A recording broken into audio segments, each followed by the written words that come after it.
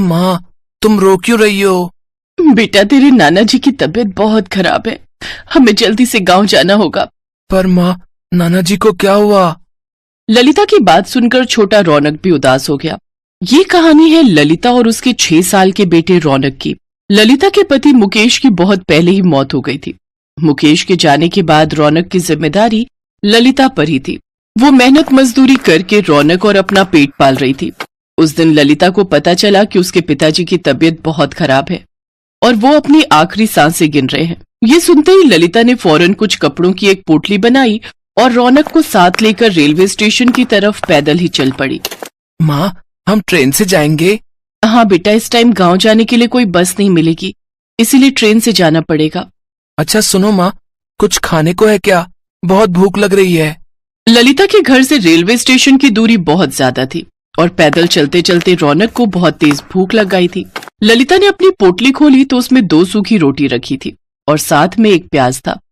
सूखी रोटी देखकर रौनक का मुंह बन गया, लेकिन वो भी जानता था कि उसकी माँ ललिता और वो बहुत तेजी में स्टेशन के लिए निकले थे। रौनक ने चुपचाप रोटी और प्याज खाया और ललिता की गोद में ही सो गया। फिर थोड़ी देर बाद, उठ रौनक, देख ट्रेन आ गई, चल बेटा जल्दी उठ जा। अरे वाह, कितने दिन बाद आज हम ट्रेन में जाएंगे। रौनक को ट्रेन में बैठने की खुशी थी, लेकिन ललिता के आंसू थम नहीं रहे थे। उसे तो अपने पिता की चिंता सता रही थी। पूरे सफर के दौरान रौनक बस खिड़की के पास बैठकर बाहर की चीजों को निहारता रहा। वहीं ललिता बस सीट पर पीछे सिर टिकाए बैठी रही और अपने पिता की सलामती की दुआ करती रही। लेकिन ऊपर वाले को तो कुछ और ही मंजूर था। ललिता के पिता की मौत हो चुकी थी। उस दिन ललिता बहुत रोई। पिता का अंतिम संस्कार कर ललिता रौनक को लेकर वहां से चली आई। पिता के गम में वो ये बात भूल ही गई थी कि उसके साथ छोटा बच्चा भी है और रास्ते में। माँ, भूख लगी है। रौनक की बात सुनकर ललिता को होश आया। उसके पास रौनक को देने के लिए कुछ नहीं था। तभी वहां से एक आदमी गुजरा जो चिप्स और केक बेच रहा था। भैया, चिप्स हैं क्या? नहीं, चिप्स तो नहीं है, लेकिन बस ये एक केक बचा है। अच्छा, कितने का है? छोटे वाले तो सारे बिक गए, बस ये 60 वाला है, बताइए दे दूं? ललिता ने अपनी साड़ी के पल्लू में लगी गांठ खोली तो उसमें कुल मिलाकर बस 40 रुपए ही थे, जिन्हें देखकर वो केक वाला खुद ही वहां से चला गया। रौनक भी समझ गया कि केक लेने के लिए उसकी माँ के पास पैसे नहीं है और खिड़की की तरफ देखने लगा। रौनक बहुत ही समझदार था। उसने अपनी माँ से फिर कोई जिद नहीं की। कई घंटों के सफर के बाद ललिता और रौनक अपने स्टेशन पहुंच गए। वहां पहुंचते ही रौनक रोने लगा। ललिता समझ गई कि अब रौनक से भूख बर्दाश्त नहीं हो रही है। तभी वहां एक दुकान से आवाज आई, पूरी सब्जी खा ले, 20 रुपए में ही है। उस आदमी की आवाज सुनकर ललिता को ऐसा लगा जैसे उसकी मुराद पूरी हो गई। ललिता ने सोचा कि वो 2 आलू पूरी खरीदेगी, एक रौनक खाएगा और एक वो भी खा लेगी। उसने भी तो 2 दिन से कुछ नहीं खाया था। ललिता ने 40 रुपए देकर आलू पूरी खरीदी। में बहुत थोड़े से आलू और सिर्फ 2 ही पूरियां थी। ये देखकर ललिता ने अपना डिब्बा भी रौनक को दे दिया। रौनक ने पेट भरकर खाना खाया और फिर शाम को, माँ, पेट में बहुत तेज दर्द हो रहा है और 3 बार उल्टी भी हो चुकी है। इतना कहते ही रौनक बेहोश हो गया। ललिता फौरन उसे डॉक्टर के पास लेकर पहुंची तो डॉक्टर ने उसे बताया कि रौनक को फूड पॉइजनिंग हुई है। ललिता को समझते देर नहीं लगी कि ये सब उस आलू पूरी की वजह से हुआ है जो उसने रेलवे स्टेशन से खरीदकर रौनक को खिलाई थी। फिर पूरे 1 हफ्ते बाद जब रौनक की तबीयत में कुछ सुधार हुआ तो उसने अपनी माँ से कहा, माँ, वो आलू पूरी बहुत ही गंदी थी, मैं उसी से बीमार हुआ हूँ। पता नहीं मेरे जैसे और कितने बच्चे बीमार होंगे उन गंदे अंकल की आलू पूरी खाकर। रौनक ने लाख-टके की बात कही थी, जिसे सुनकर ललिता सोच में पड़ गई। और फिर थोड़ी देर सोचने के बाद ललिता को उसके जीवन का मकसद मिल गया और नया रोजगार भी। ललिता ने स्टेशन के पास ही अपनी नई झोपड़ी बनाई और वहीं बड़ी सी कढ़ाई रखकर एकदम ताजी आलू की सब्जी और गर्मा गर्म पूरियां तलने लगी। आ जाओ, बस 20 रुपए में 6 पूरी और ढेर सारी सब्जी खा लो। उसकी बनाई आलू पूरी बहुत ही स्वाद बनी थी और सिर्फ 20 रुपए में अब वहां हर किसी का पेट भर रहा था। तभी वहां एक औरत आई। उसके साथ एक छोटा बच्चा भी था, जिसे देखकर रौनक ने कहा, आराम से खाओ और जितना जी चाहे उतना खाओ।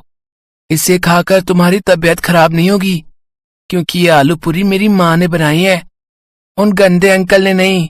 मासूम रौनक की बात सुनकर वहाँ खड़े सभी लोग हंसने लगे और सामने खड़ा आदमी अपने बासी आलू पूरी के डिब्बे समेटने लगा।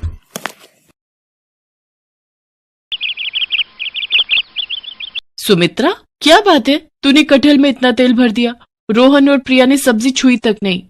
मालकिन, मैंने तो रोजाना की तरह ही सब्जी बनाई थी और कटहल को थोड़ा फ्राई करके बनाया था, शायद इसी वजह से तेल दिख रहा होगा। और मिर्च मसाले बिल्कुल भी नहीं डाले खाने में, बिल्कुल फीकी बना दी। ओ सुमित्रा, बात सुन, इसकी बातों को मत सुना कर। तेरे हाथ की सब्जियां बहुत स्वादिष्ट होती हैं। अभी बहू को पका पकाया मिल जाता है ना, इसीलिए उसे काम वालियों की कदर नहीं। जिस दिन तू कभी ना आए, एक फुल्का बनाने भी रसोई में नहीं घुसती। सब खाना बाजार से ऑर्डर होता है। अच्छा सुन, भिंडी की सब्जी रखी है। कल रात ये सब खाना खाने होटल चले गए, किसी ने सब्जी छुई तक नहीं। वैसे क्या बात है, तू थोड़ी परेशान लग रही है। अब तेरे आदमी की तबीयत कैसी है? अभी तो डॉक्टर ने पैर का बहुत खर्च बताया है, पता नहीं कोई रॉड डलेगी तभी ठीक होगा। अच्छा चलती हूँ माता जी। सुमित्रा एक गरीब औरत थी। जब से उसके पति के पैर का एक्सीडेंट हुआ है, तब से वो मजबूरी में यहाँ कोठी में रोटी बनाने का काम कर रही है। सुमित्रा की मालकिन शोभा अच्छे स्वभाव की नहीं है, पर सुमित्रा अकेली ही कमाने वाली है, इसीलिए वो यहाँ काम करके 2 पैसे कमा लेती है। माँ, आज बहुत देर लगा दी, मुझे बहुत भूख लगी थी, घर में कुछ भी खाने को नहीं रखा है। माँ, ये क्या लाई हो? ये मैं भिंडी की सब्जी लाई हूँ। तुम्हें भिंडी पसंद है ना? मैं अभी तुम दोनों के लिए और तुम्हारे पापा के लिए रोटी सेक देती हूँ, फिर गरम गरम रोटी भिंडी के साथ खाना। सुमित्रा, आज मेरी इस हालत की वजह से तुम्हें कितने दुख झेलने पड़ रहे हैं। काश उस एक्सीडेंट में मैं मर ही जाता। खबरदार, जो ऐसी बात कही, आज कह दिया, आगे से मत कहना। अरे तुम ही तो मेरा संसार हो, तुम्हारे बिना तो हम तीनों नहीं रह सकते। देखना, एक दिन तुम जरूर ठीक हो जाओगे। सुमित्रा बहुत हिम्मत वाली थी। वो अपने पति को हमेशा हिम्मत देती रहती थी, पर एक दिन सुमित्रा की हिम्मत खुद ही टूट गई जब उसकी मालकिन ने अचानक से उसे नौकरी से निकाल दिया।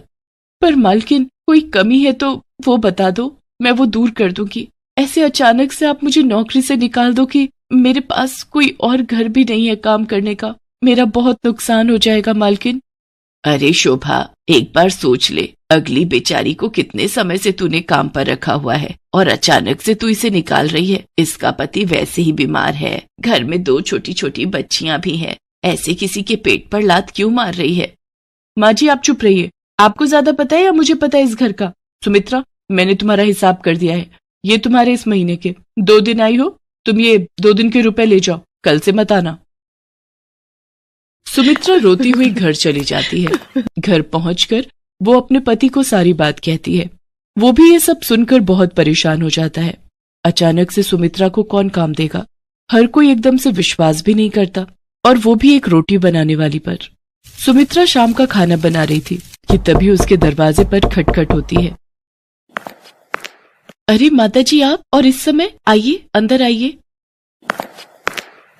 सुमित्रा, आज सुबह शोभा ने जो भी किया उस बात से मुझे बहुत ठेस पहुंची है। मैं मंदिर के लिए निकली थी, पर मेरा मन मंदिर में भी नहीं टिक रहा था, इसलिए मैं तुमसे मिलने चली आई। मैं शोभा को तो नहीं सुधार सकती, पर मैं तुम्हें एक सलाह देना चाहती हूँ, अगर तुम मानो तो। जी बोलिए माताजी। सुमित्रा, ये 10,000 रुपए रख ले और इनसे खुद का कोई खाने का ठेला लगा ले। वैसे तू छोले भटूरे बहुत ही अच्छे बनाती है, अगर तू चाहे तो छोले भटूरे का ठेला शुरू कर सकती है। आजकल लोग छोले भटूरे खाना बहुत पसंद करते हैं और आगे सर्दियों के दिन भी आ रहे हैं, तो तेरी अच्छी खासी बिक्री शुरू हो जाएगी। पर माताजी, आप मुझे इतने सारे पैसे दे रही हो, मुझे अच्छा नहीं लग रहा। सुमित्रा, ये पैसे मेरे खुद के हैं, मैंने जोड़े हुए थे, और फिर इन रुपयों की मेरे से ज्यादा तुझे जरूरत है। अब तू देर मत कर, इन रुपयों से जल्दी से छोले भटूरे का ठेला शुरू कर दे, फिर मैं गरम गरम छोले भटूरे खाने आऊंगी। उन रुपयों को देखकर सुमित्रा के मन में हिम्मत जाग जाती है और वो माताजी को दिल से शुक्रिया करती है। आज मुसीबत की इस घड़ी में माताजी उसके लिए ईश्वर का रूप बनकर आई थी। माताजी की सलाह सुमित्रा और उसके पति को ठीक लगती है और अगले ही दिन सुमित्रा छोले भटूरे का ठेला लगाने के लिए सारा सामान इकट्ठा कर लेती है। और 2-3 दिन में ही उसका छोले भटूरे का ठेला शुरू हो जाता है। पहले तो कभी नहीं देखा, लगता है बाजार में ये छोले भटूरे वाली नहीं आई है। भैया बहुत ही स्वादिष्ट छोले भटूरे बनाती है, साथ में प्याज, चटनी, अचार और बूंदी का रायता भी 1 प्लेट खाई थी कल मैंने। भैया सचमुच आनंद आ गया बता रहे। अच्छा एक काम करते हैं, 1 प्लेट खा लेते हैं चलकर, गरम गरम है, मजा आ जाएगा। 2 प्लेट छोले भटूरे देना और प्याज और अचार ज्यादा कर देना। ठीक है, अभी देती हूँ। आप दोनों के लिए भैया जी। हमें भी 1-1 प्लेट छोले भटूरे लगा दो। भटूरे थोड़े करारे देना है। सुमित्रा का छोले भटूरे का ठेला चल पड़ता है। उसमें नया आत्मविश्वास पैदा होता है। धीरे धीरे वो छोले भटूरे के ठेले से अच्छे पैसे कमाने लगती है और एक छोटी दुकान किराए पर ले लेती है। अब सुमित्रा की छोले भटूरे की दुकान थी। उसके साथ साथ गाजर का हलवा, मूंग की दाल का हलवा, गुलाब जामुन और कुछ मिठाइयां भी बेचनी शुरू कर दी थी। सुमित्रा ने काफी अच्छे पैसे कमा लिए थे। एक दिन वो माताजी से मिलने गई। नमस्ते मालकिन, वो माताजी से मिलना था। माँ जी का 15 दिन पहले स्वर्गवास हो गया।